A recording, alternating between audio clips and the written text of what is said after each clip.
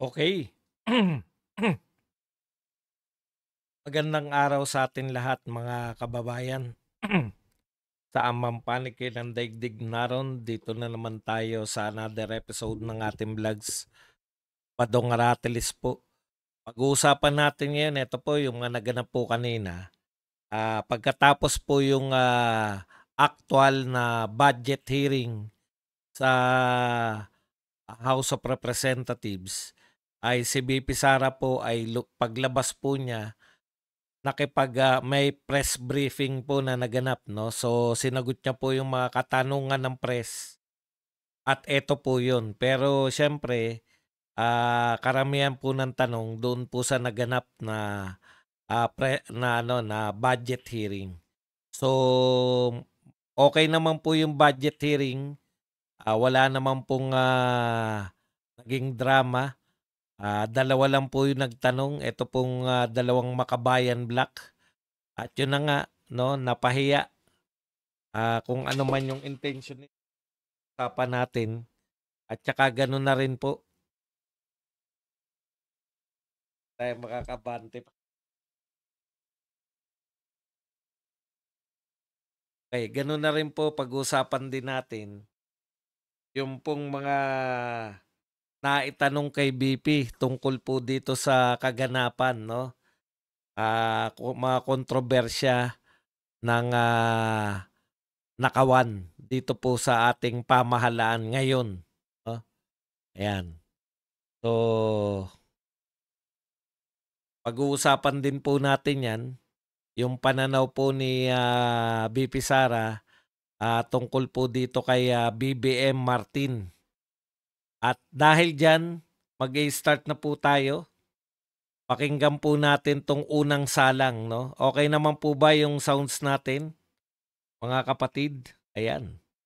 Pasensya na yung mga kanina. Ito, try uli natin. Pag pumalpak pa rin uli tayo, ayawan na talagang mga ngayaw na talaga tayo. Baka lang minsan malikot lang ang kamay ko eh. Subukan po natin pakinggan si BP Sara. Teka lang. Yan. Pakinggan po natin si BP Sara. Office of the Vice President personnel na sumasama kapag meron akong events at activities for the Office of the Vice President. Ma'am, you were given an option earlier na pwede niyo waive ang iyong parliamentary immunity but you opted to answer the questions anyway. Why po? Yes, oo. Ano nga ba yun?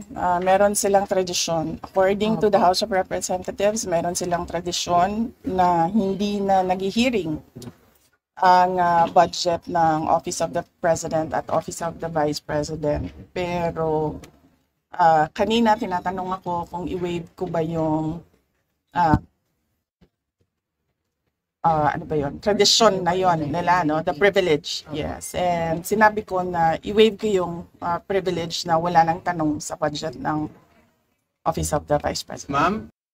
Okay, alam nyo po, ito maganda po yung ginawa ni BP Sara na winave niya yung hindi na siya tatanungin. Kasi alam nyo po, tinatrap lang po siya nitong mga Makabayan Black na to eh.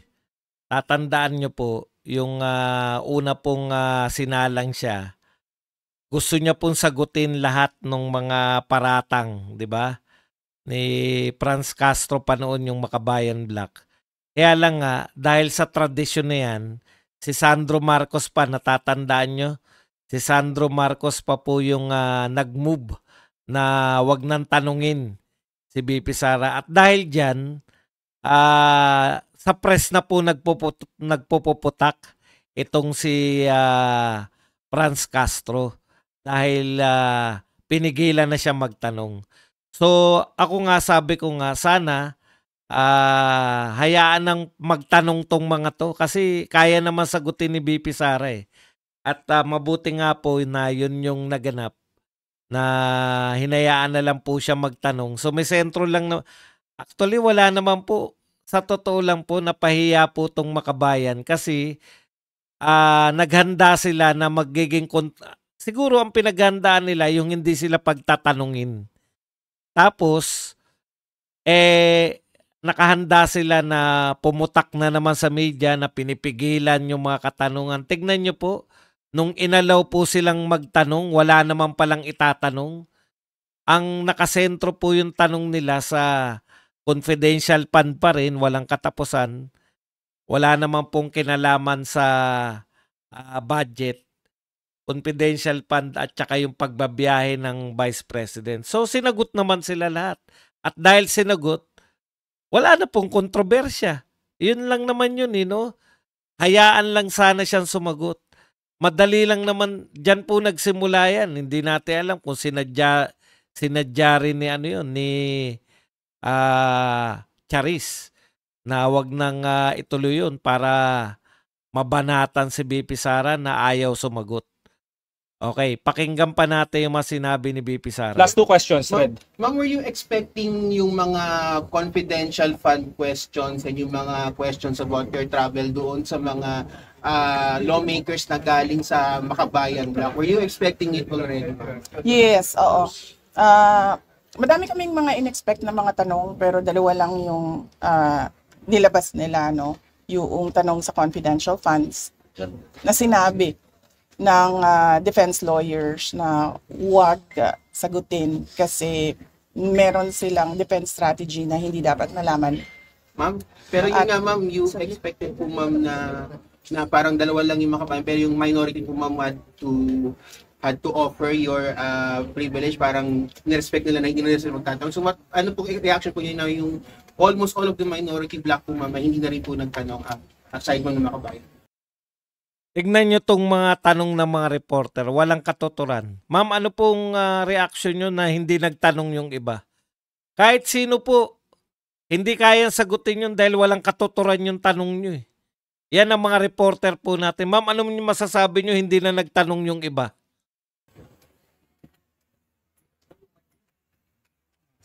Hindi ko naintindihan yung tanong, sorry. Fred, pakiulit. Diba? Hindi niya naintindihan, iniisip ni BP Sara, hindi ko naintindihan yung tanong. Kasi walang katuturan yung tanong mo. Po ma'am, kasi na parang minade na rin po ng minority, hindi na po nagtanong yung almost lahat ng minority, members ng minority sa inyo. Of course, majority expected na hindi na magtatanong. Yung minority hindi po nagtanong sa inyo, ma'am. So, ano po yung reaction po ninyo na parang dalawa lang sa minority, yung Makabayan Block lang nagtanong and hindi lahat yung ng minority members, ma'am? Anong pwede mong maisagot doon? 'Di ba? Kung ako nga wala namang katuturan yung tanong mo, wag na yan. Wala akong feelings or reaction sa doon. Ma'am, why do you Last- think the House of last question. Appropriations Panel extended parliamentary courtesy to you this year? Because last year nga po, medyo nagkaroon ng intense scrutiny over your over alleged fundraising. Why do you think? Hindi ko alam. You have to ask the House of Representatives kung anong iniisip nila. Ma'am, Pero kanina may- you mentioned that you were Last question to. considering kasi Minsan lang tayo nagaganito. subject of an impeachment trial po. Ma'am, are you still expecting na matutuloy siya or are you still preparing your defense? Oh yes, kasi kung hindi man yan matuloy ngayon, 2025, I'm sure mag-file yan 2026, mag-file yan 2027, or even siguro 2028, right before the presidential elections. So this is all about the presidential elections of 2028.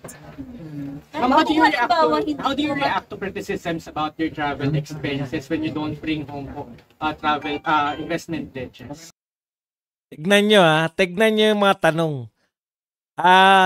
Karapat-dapat bang itanong to? Ang tanong nila, paano kayo nagre-react sa mga bumabati ko sa travel nyo kayong wala naman kayong naiuwi na pledges?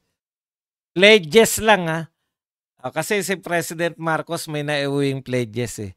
Hindi po siya bumabiyahe para manghingi ng pledge, no? For your information lang po. Ayan, paninira po yan eh. Dapat ba pag bumiyahe yung Vice President, sabi nga, may personal na biyahe siya dahil yung tatay niya pinakulong ng amo yung mga reporter. Kayong mga reporter kayo, talagang mga bayaran kayo. Mga lintik kayo. Halatang halata sa mga tanong nyo. Meron ba talagang bumabati ko sa pagta-travel o kayo lang mga reporter? makabayan, mga loyalista at mga reporter lang yung bumabatikos sa Vice President na dumadalaw sa tatay niya dahil pinakulong ng gobyernong ito. Oh, I'm sorry, again, wala akong kinuhang pera ng gobyerno sa mga biyahe ko abroad. Oh, panis. Wala akong kinuha ng pera ng gobyerno. Siguro naman, napakalinaw ng sagot niyan. Okay. Ma'am, babalik kayo Sabi- sa plenary Mel. deliberations. Babalik po kayo sa plenary deliberations. So, support po ba kayo sa kay Kong Jose Alvarez sa plenary deliberations ng budget niyo? Ay, pinag-iisipan ko kasi naaawa ako sa kanya eh. Naawa ako kasi he's already 81 years old and kanina nasistress na siya. Kaya pinapatawa ko. Palihog, ma'am, kamusta po? Tingnan natin kung kung nandyan pa yung awa ko sa kanya by the time na schedule na ng plenary. Kamusta po si PR? Marian? Ano po kanina, ma'am, binabanatan ka or medyo mas mabait sila sa'yo this time? Kasi yung word kanina ka nag-react sa Senate President Marcoleta. Banat yun. Banat talaga yun. Maganda lang magsalita. Magaling lang magsalita yung dalawang nagtatanong. Correct, di ba? Binabanatan siya pero dahil magaling sila magsalita, mukhang hindi na nila naintindihan na binabanatan. O kasi mga bugok kayo, mga reporter kayo eh. Kaya hindi nyo maunawaan na binabanatan siya. Hindi sila tulad nung dati na ano bang description ng paano yung mga Tagulan. It was just, oo. more tame this time. Oo, kasi 'di ba? Hindi naman sila nagtatanong about sa budget eh. Nagtatanong sila about sa confidential funds at sa travel. Eh sinabi ko na nga wala naman akong kinuhang pera ng gobyerno para bumili ng ticket, humingi para sa hotel, para sa representation per dime, wala naman akong kinuha sa gobyerno. Ma'am, were you expecting an atmosphere a while ago na gano'n na magiging scenario or you prepared for a more intense sagutan sana kung sakali? Were you surprised na gano'n lang kanina? Or from the last time you were here? Hindi lang yun naging intense kasi hindi ako bumanat. Last time kasi, bumabanat ako kaya naging intense siya. So kanina, naisip ko, pamanatan ko ba ito sila o hindi? Why, ma'am? Ba't nabalik? Nakita nyo, si VP Sara talaga nagdadala eh, no? Kung gusto niyang banatan, kung gusto niyang pag-initin, kung gusto niyang, kayang-kaya niyang laruin yung Congress. Yung pala yung katwiran ni VP Sara. Kaya mainit sila dati dahil bumibira siya. Ngayon walang init dahil hindi siya bumibira. Dahil naaawa nga raw siya rin sa kanyang sponsor na may edad na. Naaawa ako kay Congressman Pepito Alvarez kasi he's 81 years old and I do not think that he can handle the stress of an intense and heated budget hearing. Marian? Kamusta po? Tumawag siya last Friday. Monday ngayon.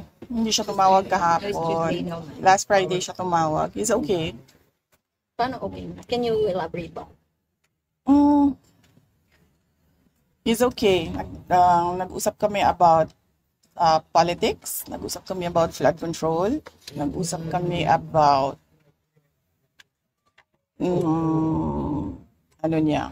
love life niya.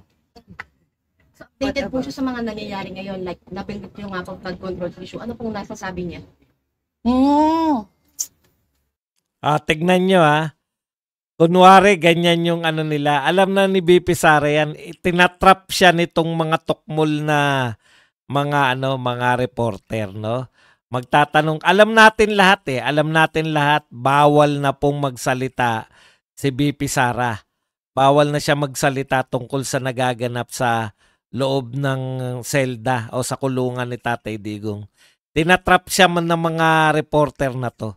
Kaya tignan nyo po kung paano niya babaliktarin yung pantatrap na yan. Kasi bawal ako mag-discuss ng kung anong pinag-uusapan doon sa loob eh. So hindi ko masabi kung anong sinasabi niya. Okay, next question. Any more? Ma'am, pero nakababahala kasi parang ang sinasabi kasi ni Attorney Bonfant, he's unfit now. That's why we kept on asking how is really the former president kasi di ba parang kaya po na-defer ang kanyang supposed confirmation of charges because of his health and medical condition. Sa tingin ko naman, merong mangyayaring hearing sa competency. So, antayin na lang natin yung mga experts. Both sides, sa ICC, sa prosecution, sa defense side. And I'm sure maglalabasan yung mga experts para sabihin kung ano yung problema. Okay. Ma'am, were you able So let's, Marian. He is well, ma'am. He is fit to stand trial. Ay, Oh, 'di ba? Yan 'yun eh. He is well, ma'am. He is fit to stand trial. Tapos ibabalita nila yan sa mga dyaryo nila. Mismong si BP Sara ang nagsabi na fit. Okay si Tatay Digong. Bakit nyo hindi ayaw nyo ipagpatuloy yung... Alam ko na mga gimmick na mga bait-baitang mga reporter na to. Kayong mga reporter kayo, bait-baitang kayo, mga bayaran kayo. Alam na namin yung gimmick nyo na yan.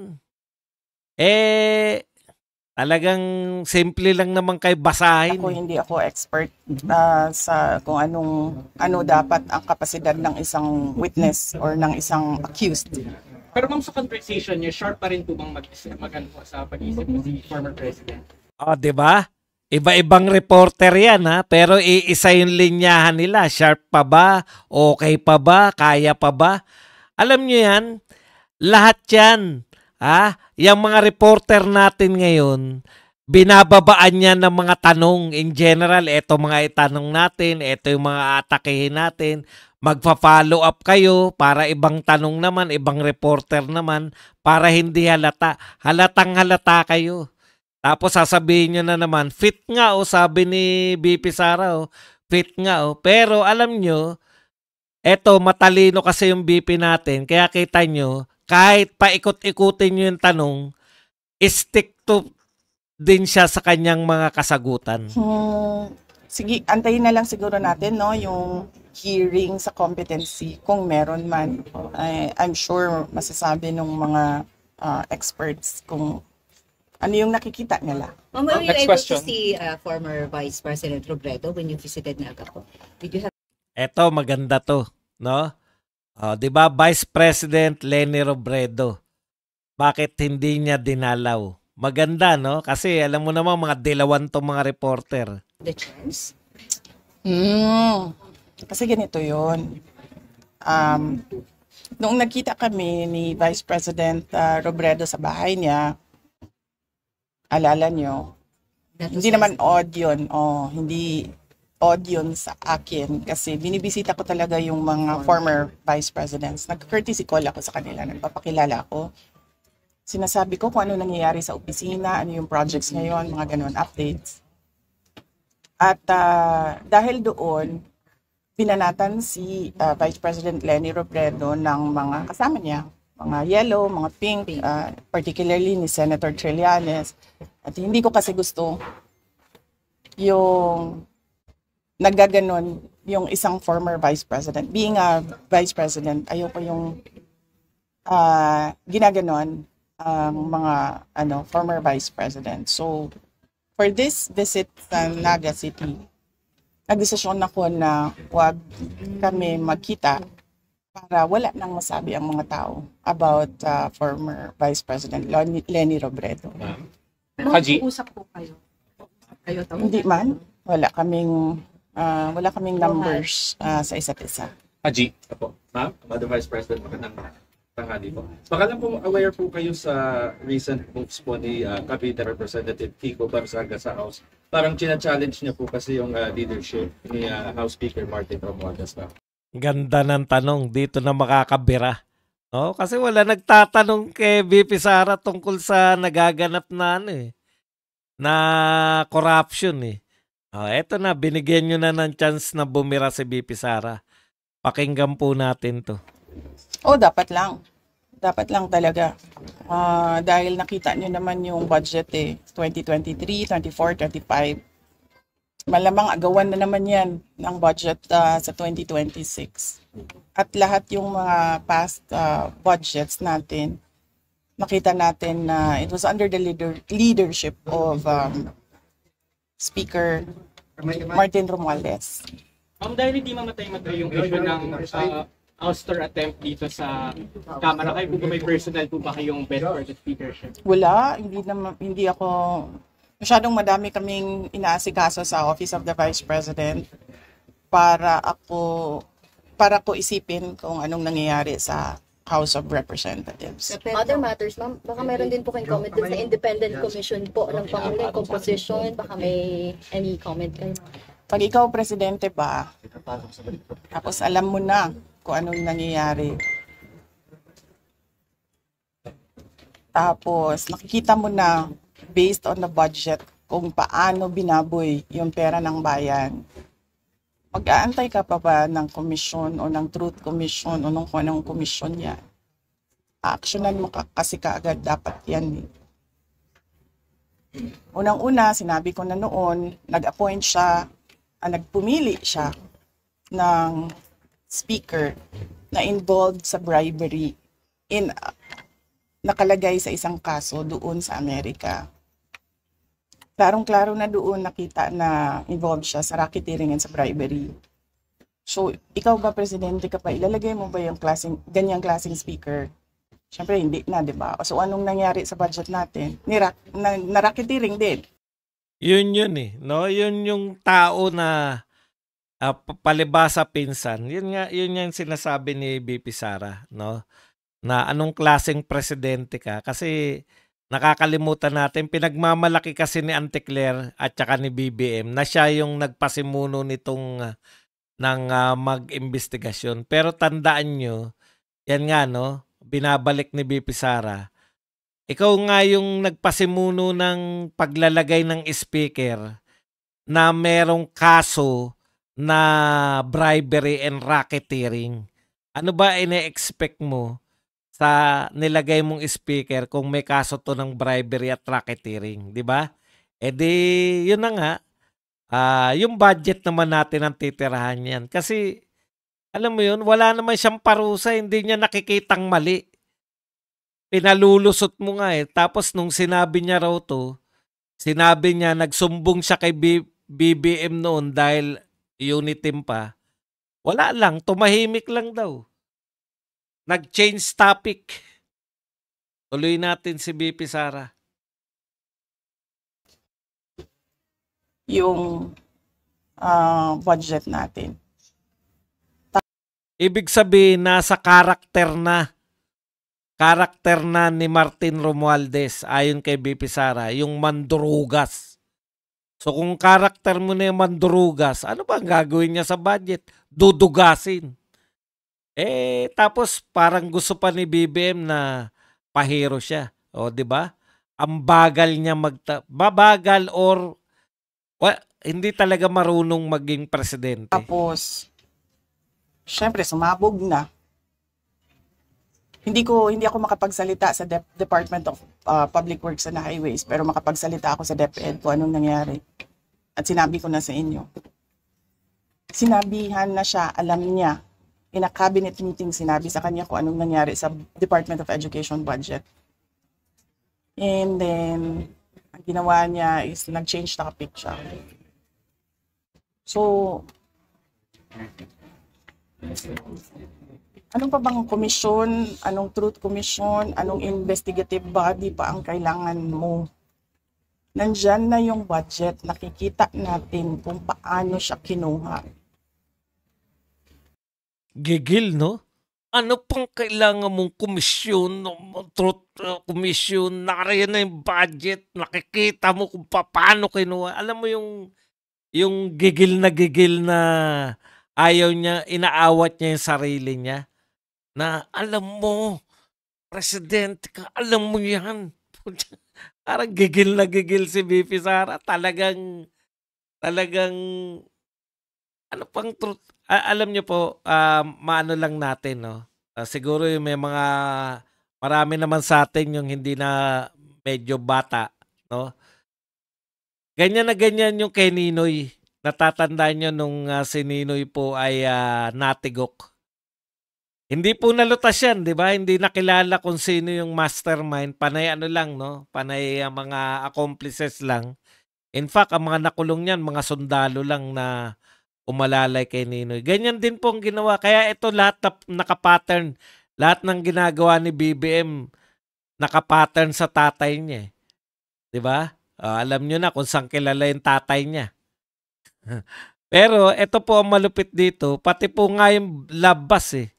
Yung kay Ninoy nga, nagtayo rin ng Agraba Commission. Wala rin. Hindi rin nila natukoy kung sino ang mastermind. Ganun lang to. May pattern na si BBM. Oh, sige, mag-imbestiga lang tayo para kunwari yung mga tao may ginagawa tayo. Tapos pag may nagtanong, ako pa nga nagpa-imbestiga eh. Sa kabagalan mo, matagal nang wala sa gabinete si BP Sara. Matagal nang nasabi sa iyo yung katiwalian ni Martin, hindi mo pa rin pinapansin hanggang ngayon.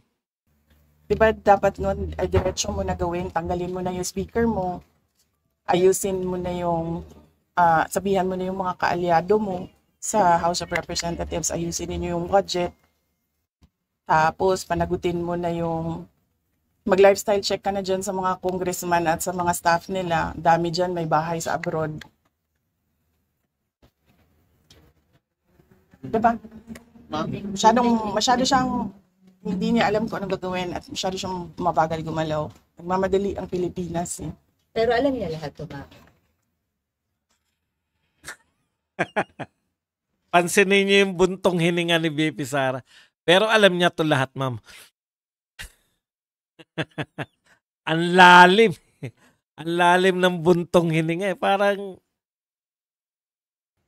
alam nga nung bata na nakikinig lang at nanonood lang ng balita at nagbabasa lang ng budget.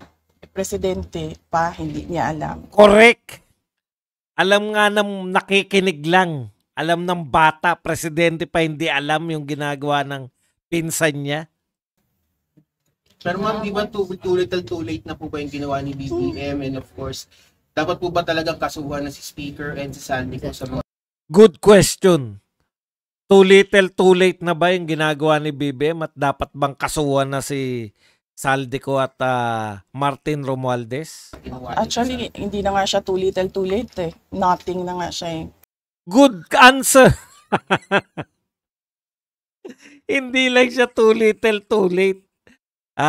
Nothing na nga. Wala na nga. Talagang saktong-sakto eh. Kaya minsan to si BP Sara, labas-labas ka rin minsan sa lungga mo, BP Sara, para mabigyan mo kami ng mga katuwaan. Nothingness na ang ginagawa. Nothingness. Kaso, the Speaker was your campaign manager in 22. Were you not aware of these issues before? Hindi naman siya naging speaker noon eh. I mean yung bribery po, kasi na-mention yung bribery, alleged bribery. Were you not aware during the 22 campaign? I do not remember the exact time kung kailan ko nalaman yung case doon sa United States kung saan nabanggit yung pangalan niya sa pagtatanggap ng bribery for the cases that were filed here in the Philippines. Pero hindi naman kasi ako ang pumipili ng speaker eh. Ang pumipili ng speaker ay ang presidente. At parang alam nyo na kung ano sasagot dyan ni Auntie Claire. Hindi po ang presidente ang pumipili ng speaker. Ito po ay binoboto sa mababang kapulungan. Utot nyo! Utot nyo! Naging campaign manager lang naman siya by default eh, kasi siya yung president ng partido ng Lakas. Ma'am, yung umupo Any more questions? po sa Senate, ma'am. Senate po, ma'am. Sa Senate. Ano naman? Hindi naman tapos-tapos yan. Decrease. Meron na namang Senate. Sinabi niya ni SP kahapon, napaka na lang daw ito ng minority. Kaya medyo napikong si Senator Bato. Karoon ulit ng heated argument yesterday. Hindi ko rin sinusundan kung anong nangyayari sa Senate. Pero nandun ako bukas, sabihan niyo yung mga kaibigan niyo sa Senate.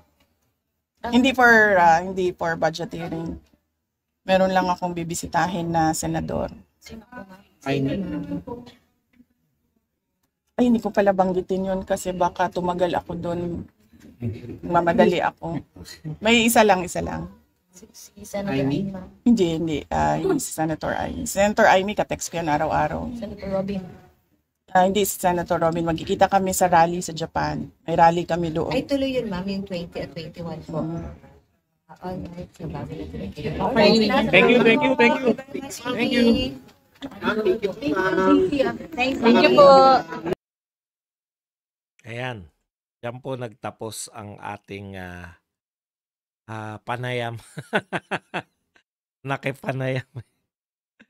Diyan po nagtapos yung ang ganda, no? Ang sarap pakinggan ni VP Sara. Parang yung tatay niya talaga, no? Naalala ko nung araw pagka yung tatay niya anong tawag doon? Yung talk to the people. Ganyan yung pakiramdam ko. Yung parang ang tagal, 1 linggo kang inapi. Kung ano-ano mga sinasagot mo. Yun yung kulang eh. Dati, ang sarap panahon ni Tatay Digong, maraming bumabatikos. Tapos, pagdating ng isang araw sa loob ng 1 linggo, biglang sasagutin ni Tatay Digong lahat, no? Parang nagsumbong ka sa kuya mo o sa tatay mo, biglang pinagtanggol ka. Napakasarap ng feeling. Ganyan po, napakasarap po ng feeling na kasi ang bigat po talaga kalaban ng mainstream media. Ang bigat po talaga kalaban ng mga loyalista. Kasi well-oiled machine talaga eh. Pag binabaan ka ng 2016 to 2022, lahat po yan. Yan ang ibinabanat. Kaya ang dali lang din hulihin eh. Madali lang din po hulihin. Ang susi po dyan, no? Tignan nyo po kung ano po yung ginagawa, yung pine-present nila. Ang susi dyan yung si Arnold Clavio. Kung anong binababa ni Arnold Clavio, yung sinasabi niya, malamang na malamang yun din yung sasabihin ng iba. Thank you very much muna kay Glenn Llarena na nagbigay sa atin ng 199 pounds. Pagdamutan niyo po, sir. Para bigyan ko kayo ng ideya. Ako hindi ko pa nakikita ngayon kung ano yung sinabi ni Igan. Bigyan ko kayo kung tama yung kung tama yung aking sapantaha na ang susi dyan, si Igan. Yung sinasabi talaga na akala nyo hindi kayo mahahalata. Akala nyo lang yun. Tignan natin to si Igan kung anong mga bago niyang sinabi. At ikukumparan po natin sa mga sinasabi. Ayan, una. Matagal na to. 5 days pa. Teka muna, yung latest.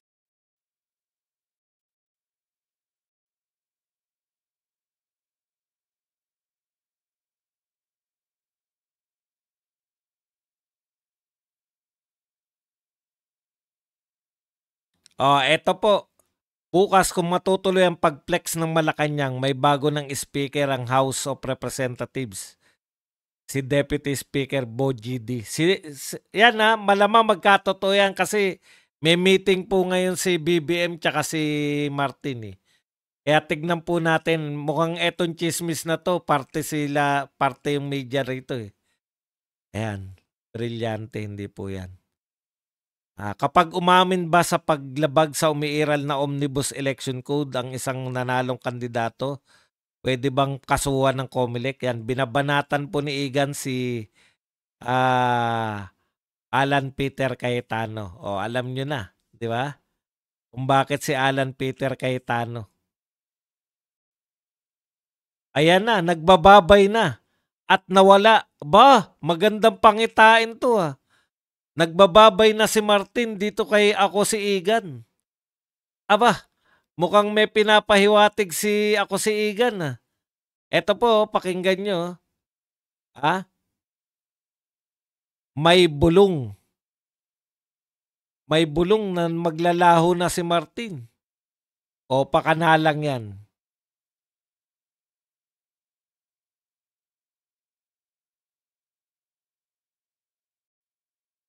Yan ang pasabog. 2 araw na lang daw.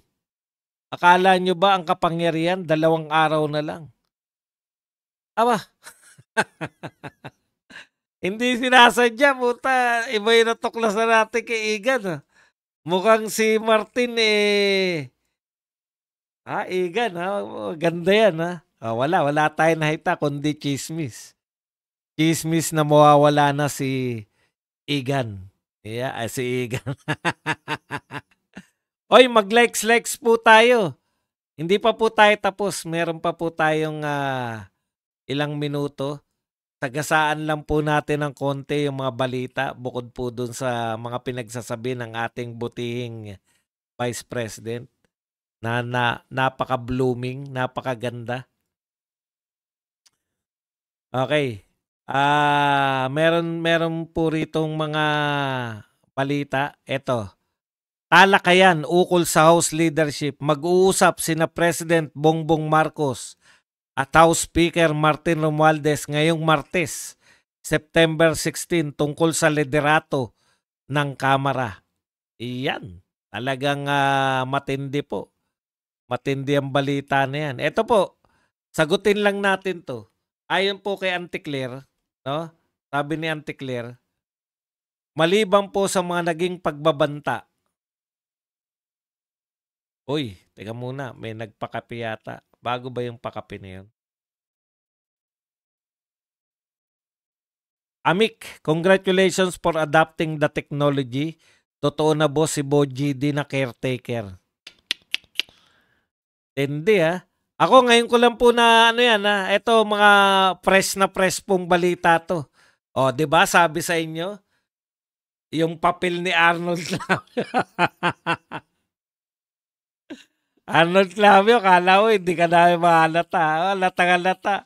Siya ang tagapagtanggol ng media, 'di ba? Pucha, pag hinalaan mo talaga kala mo Arnold Tapos panay ang banat niya sa Diskaya, panay ang banat niya pero hindi mabanatan yung mga dapat banatan. Ayan. Lalo na ngayon, nasaktan sila ngayon kasi iniinda po nila Bawat po salita nito ni BP Sara, iindahin nila yan. Alam mo kasi ang gusto ni BBM ngayon, survival. Kaya pwede po yan.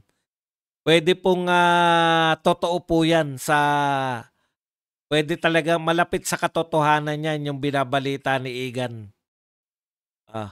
Tignan pa natin ang mga bali. Ito po, sinabi po to kanina. Wala na talagang katotoran to si Claire Castro no? Sabi po, siguro may nagtanong sa kanya kung meron bang direct threat sa buhay ni President Marcos. Ito po yung sagot. Maliban po sa naging pagbabanta dati ni BP Sara sa buhay ng Pangulo, wala pang direct threat sa buhay ni President Marcos. Talaga lang. Talaga? Nagbanta ba talaga si BP Sara? Bakit? Sige, patulan lang natin. Bakit, Auntie Claire? May balak ba kayong tsugihin si BP Sara? Kasi ang linaw na sinabi ni BP Sara Paulit-ulit kayo Sagutin natin. Ang linaw ng sinabi ni BP Sara na meron siyang inutusan o may kinausap siya si John Wick. May kinausap siyang John Wick na pag siya ay pinatira, siya ay nadedo, maghiganti siya. Ibig bang sabihin ng sinasabi mong threat ni BP Sara? Naniniwala ka? Naniniwala kayo na talagang si BP Sara ay may ginawa? Hindi ginawa Meron siyang pinagbabantaan nyo ba buhay ni BP Sara? Bago kasi yung threat na yun, kinakailangan matigok muna Ayan. Kaya paminsan-minsan dapat sinasagot tong mga tokmol na to